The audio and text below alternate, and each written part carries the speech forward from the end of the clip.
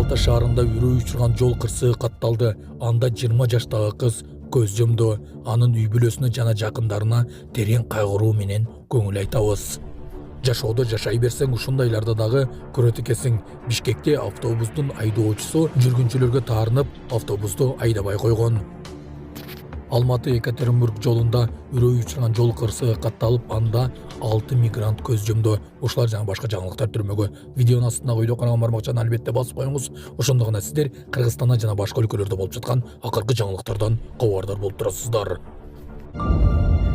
Бишкек Кара-Балта унаа жолунда жол кырсыгы катталып, 20 жаштагы кыз каза болду. Чүй облусунун Сокулук районундагы Бишкек Кара-Балта унаа жолунда 2 унаа кагышып, 1 жүргүнчү каза болду. Бул тууралуу аймактык кабарчыга окуяга күбө болгон адамдар билдиришти. Маалыматка караганда жол кырсыгы 2025 жылдын 4 май күнү саат 6:05 чамасында болгон. 2003 жылы туулган айдоочу Kia үлгүсүндөгү унаа менен Сокулук айылынын Фрунзе көчөсү аркылуу батышты көздөй бара жатып, Фрунзе жана Белинский көчөлөрүнүн кесилишине жеткенде Mercedes-Benz үлгүсүндөгү башка унаа менен кагылышкан. Экинчи унааны башка жаран башкарып келе жаткан. Жол кырсыктын кесепетинен Kia унаасындагы жүргүнчүлөр 2005 жылы туулган кыз, 2002 жылы туулган кыз жана эркек бала жаракат алган. Аймактык ооруканага жеткирилген. Ошондой эле Mercedes-Benz унаасынын айдоочусу да жаракат алып, ооруканага кайрылган. Тилекке каршы 2005 жылы туулган кыз алган жаракаттарынан улам көз жумган деп айтылат маалыматта. Айдоочу тарынып автобусту айдабай койду деген видео тарады. Соц тармактарда айдоочу тарынып автобусту айдабай койду деген видео тарады. Видеонун автору айдоочу автобусту катуу айдаганынан жүргүнчүлөр акырын айда деп талап кылышкан. Ал такыр эле жай айдап туруп алган. Кыжырданган жүргүнчүлөр эмне акырын айдап жатасың, атайын кылып жатасыңбы дешкенде автобустан түшүп кеткен.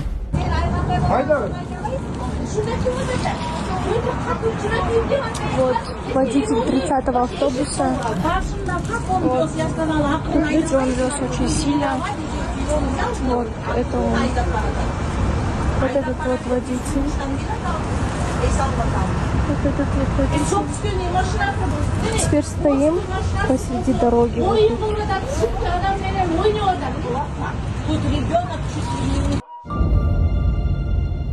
Чүйдөгү айылда сарай өрттөнүп, 3 жаштагы бала жабыр тартты.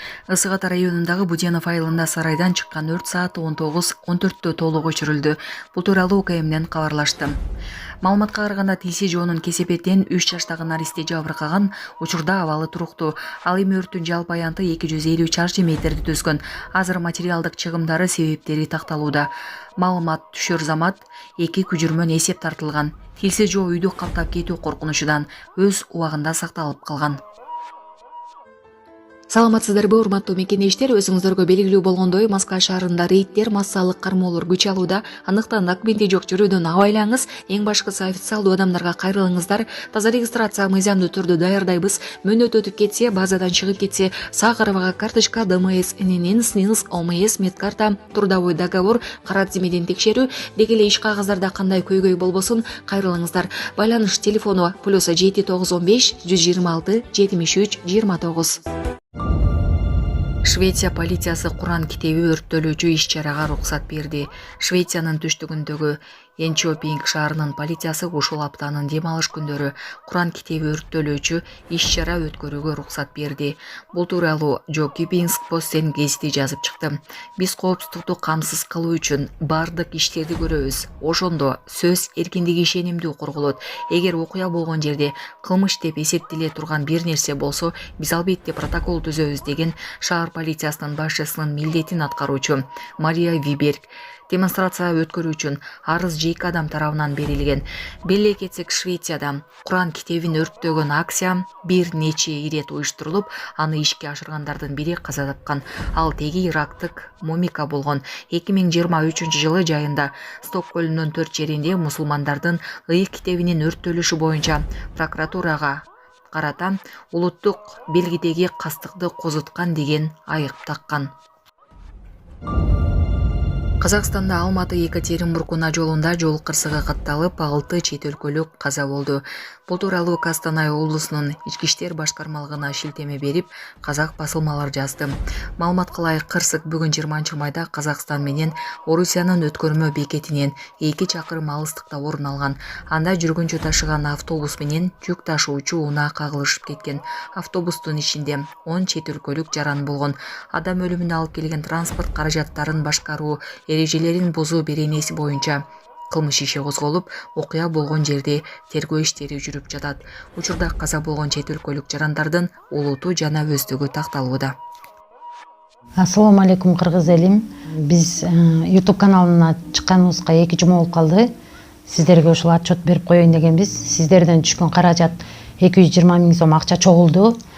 Ушул балама Туркия мамлекетине барыш керек болуп атыр. Ошого себептен 10 000 дагы АКШ доллары жетпейт. Ошо балам ДЦП болуп ооруйт, смешанная гидроцефалия. Ушу балам жакшы болуп кетсин. Сиздерден суранат элем. Сиздер ушу кайрымдуулук бизге ушинтип акча чогултуп бергениңиздерге чоң рахмат. Балам аягып кетсин, мектепке барып, эл катары кошулуп.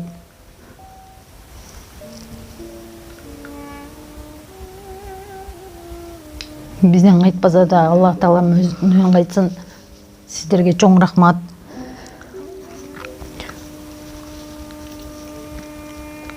Сиздерге ыраазычылык билдиребиз. Дагы да болсо сиздер бар экенсиздер, биздер да барбыз. Ушу балам жакшы болуп кетсин, Түркия мамлекетине барып жакшы болуп аягып кетсин дейм.